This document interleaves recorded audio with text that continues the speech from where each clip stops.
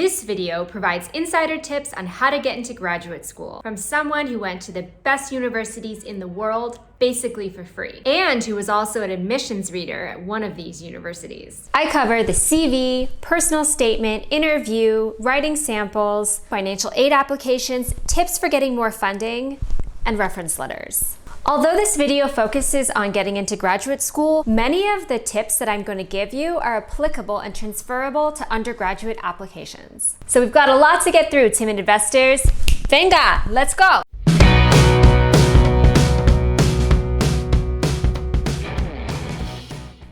Hola, timid investors. This is Tara from the channel She Saves, He Invests, They Travel, offering personal finance strategies and travel tips that work for ordinary people. Please remember to like and subscribe. And also, click on the links in the description below. And if you stay until the end, I have a bonus for you. All right, timid investors, vámonos! Con ánimo! Okay, a little bit of background on me. I attended very expensive, mostly private elite universities: Stetson University, the University of Oxford, and Columbia University.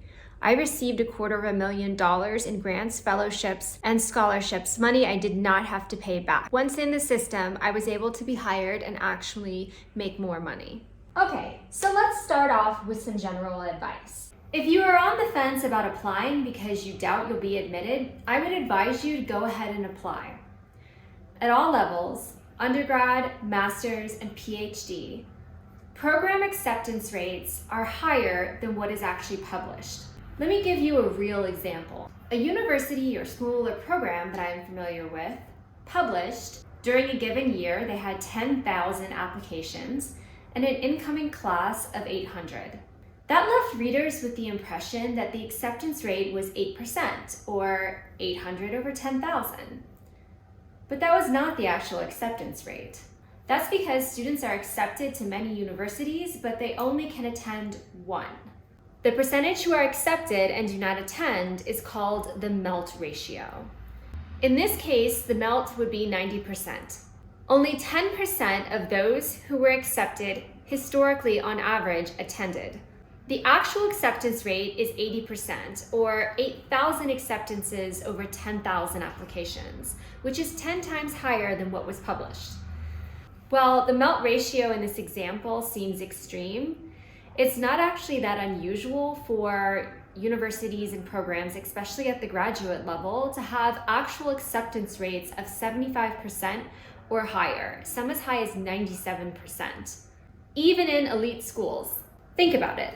If someone got accepted to Harvard, well, then it's somewhat likely that he also got accepted to other good schools like Berkeley and MIT. If you want to have a chuckle, read John Mongan's response to MIT's admissions letter. In fact, I'll read some of it to you. Dear MIT Director of Admissions, you've got the reputation, you've certainly got the pomposity, and now you've got a letter from John Mongan. Maybe you're surprised. Most universities would be. But you're not most universities.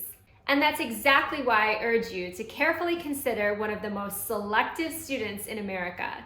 So selective that he will choose only one of the thousands of accredited universities in the country. Anyways, you get the point. I'll leave a link to the hilarious John Mongan letter in the description below.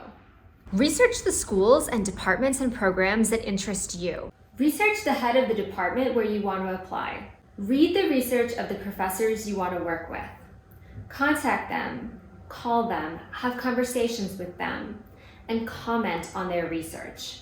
Start making a list and order your top schools in order of desirability, also including the reasons why those schools are desirable. This is going to help you later with a personal statement or different sections of writing samples that might ask you the why us question. Use a guide to graduate school's either analog book or online platforms.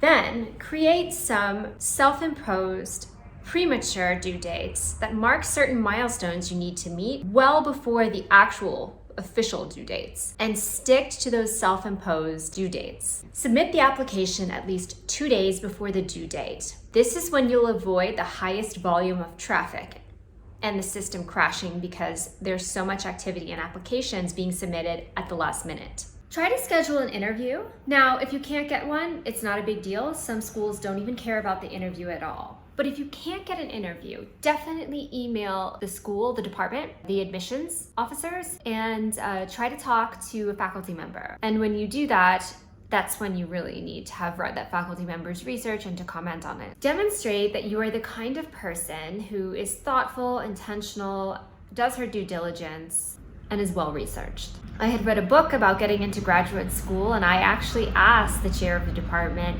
if they admit too many PhD students so that they can have them when they need graduate research assistance, but then after 2 or 3 years, they basically fail half of the cohort during the comprehensive exam time because they can't afford them. They've gotten what they need out of them, and then they're just dismissed from the program. And he laughed and he joked, our program is not like that. But I basically, that was gutsy, but I'd let him know that I had done some research and I had read some horror stories of things that had happened in other universities, and I valued myself and I wanted to protect myself. Again, it's a risk, but I would rather know ahead of time.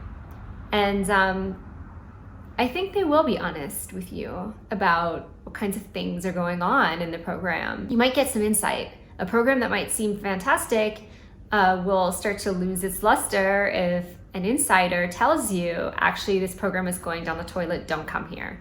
I would complete your CV or your resume first, because that is going to force you to write detailed descriptions of everything you did.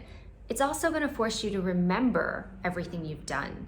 And you've probably accomplished a lot and don't actually remember everything you did. Then you can look at that CV or resume and pull examples from it that you're going to write about in specific detail in the personal statement. Let's talk about the personal statement. The first thing I would do is read as many personal statements as possible. I bought a book that had 100 of the best personal statements for graduate school, and I read every single personal statement before I started writing my own. And I started noticing a pattern, a formula for success. Not copying, right? But more like modeling. This helped me get started because the hardest part for some people is just starting. Of course, don't copy, but model. I'll explain what I mean. I didn't know how to begin my personal statement. I noticed someone that was in the current program that I wanted to apply to had started his personal statement with an anonymous quote. Now, I thought that was a big no-no. What I noticed in the other successful personal statements in the book of personal statements that I was reading was that they didn't start with quotes from famous authors or philosophers. And so I started to notice the difference. Wait a minute, he started with a quote, the others don't, but he got into a program too. It's a very good program. What's going on here? And I think the issue is that you shouldn't use a quote from someone famous or a well-known quote because that's cliche, everybody's kind of doing it. But if you use something that's original, that nobody's ever heard before, from a personal relationship in your life, and it's affected you profoundly, well, then that's maybe an okay way to start. And that's exactly what I did.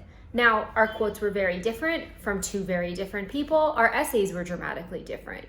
But I don't think I would have been able to get started without using his beginning as inspiration for mine. That's what I mean by model. Look for patterns, but don't copy.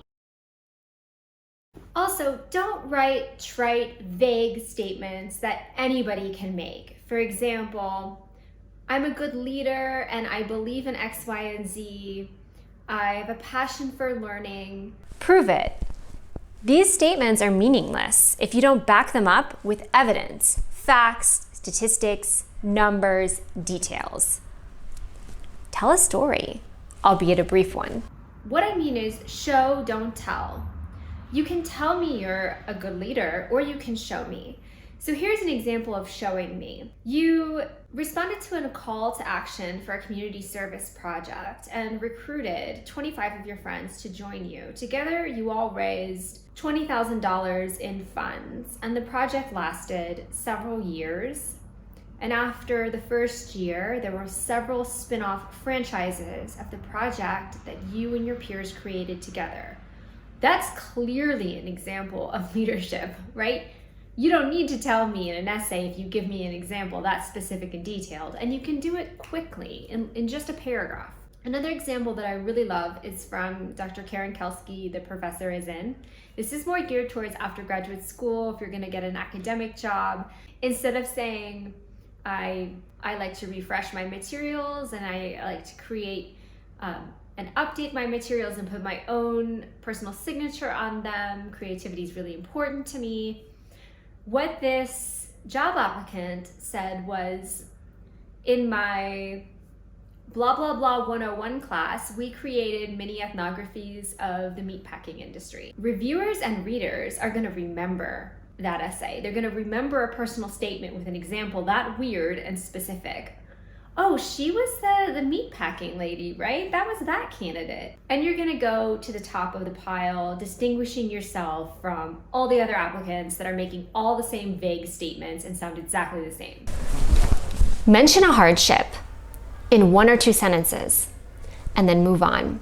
You should introduce the hardship, and then the rest of the focus should be, and here is how I recovered. And move on to your future aspirations, life philosophy, values, and why you're interested in the program. Have 5 people read your personal statement. 5 people is the perfect amount.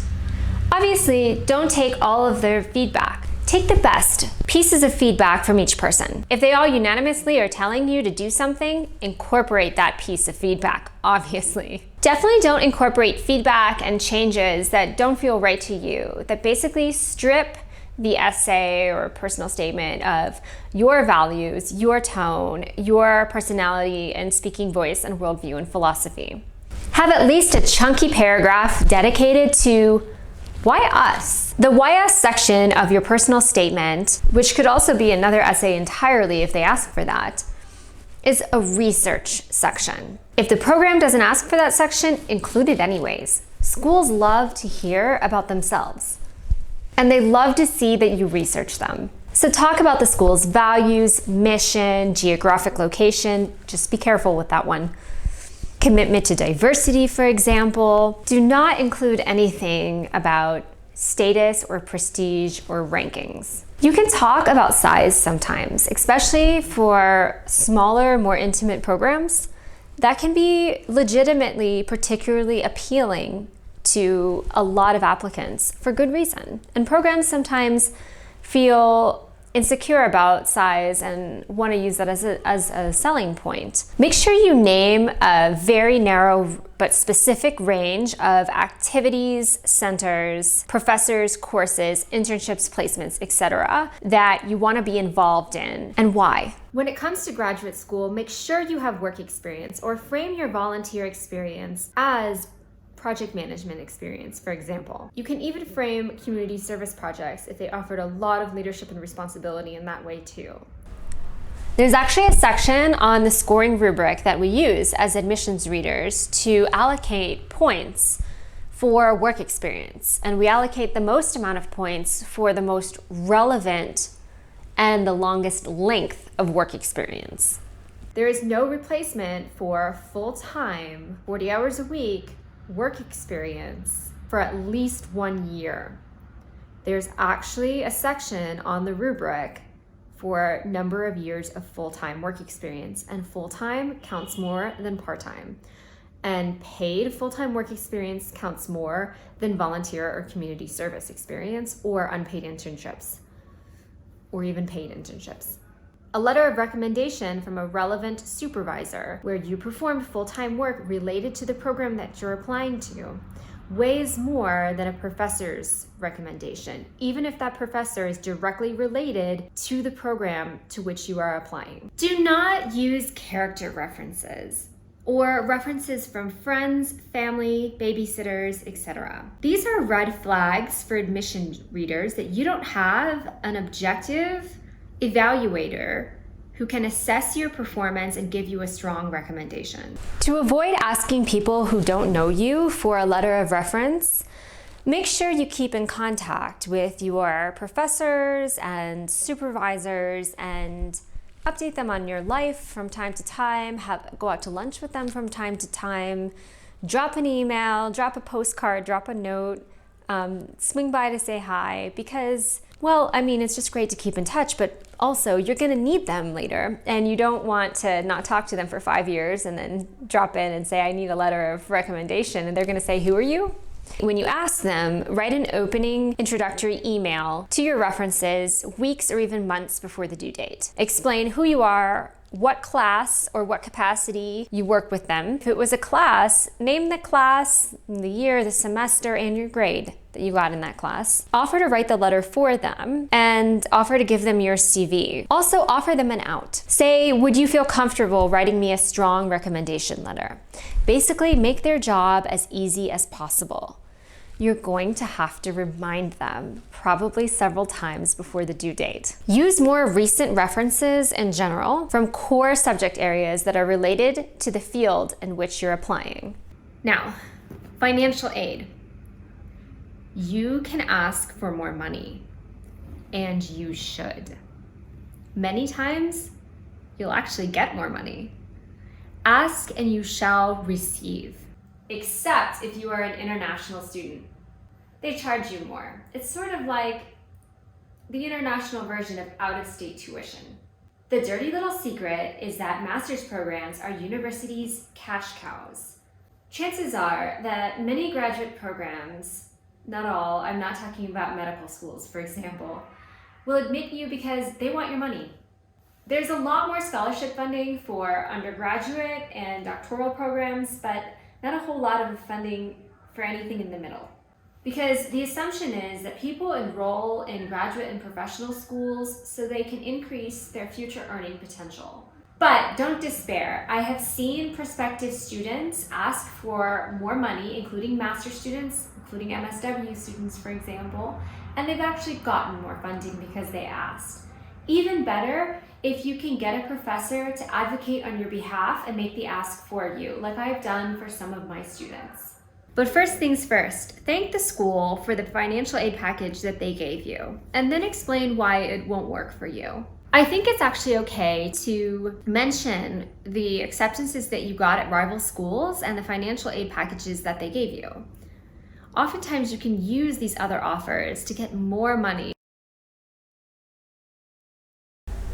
You need basically something extra in your life that shows development over time. So these are not one-off short-term projects where you cleaned up a beach for the weekend. These are projects that show that you can stick to something over time and your skill set can build over time. Identify the problem you are trying to solve. Why now? What's the vision for the future? What did you actually do? Give a sense of the impact of what you did. And because you stayed into the end, here is your bonus. If a school has made optional or eliminated test scores, it's probably because they want to create the appearance or illusion of competitiveness. They do this by increasing the number in the denominator, aka the number of applicants. The lower this percentage is, the more competitive they look. Remember, schools can't afford to actually decrease the number of people they accept because their budgets are tied to that historical melt ratio. Your GPA is recalculated by the Office of Admissions. Oftentimes, there is a dedicated staff member who specializes in this recalculation. Admissions offices have proprietary formulas that are informed by various guides to recalculate GPAs to guard against grade inflation. Harder schools are weighed more heavily, so the GPAs from those rigorous programs are revised upward, and the reverse is true for easier programs and schools. When you mention a hardship or challenge, try to answer the question, "So what?" directly afterwards. What is the lesson you learned that helped you overcome the challenge? And how has that informed your life philosophy? Some admissions officers will look at your social media to see if you demonstrate good judgment. Don't mention mental health issues. It might be okay to mention the mental health issues of others, like friends and family, that have impacted your life, but don't mention your own. A faculty member at a medical school for a large public university told me that when they discussed applications, they discriminated against people who admitted that they had ADD. I hope this helped. If you learned something new that changes the way you view graduate or even undergraduate applications, please let us know in the comments. Tell us what you're going to do differently based on what you learned from this video. Hasta pronto, timid investors!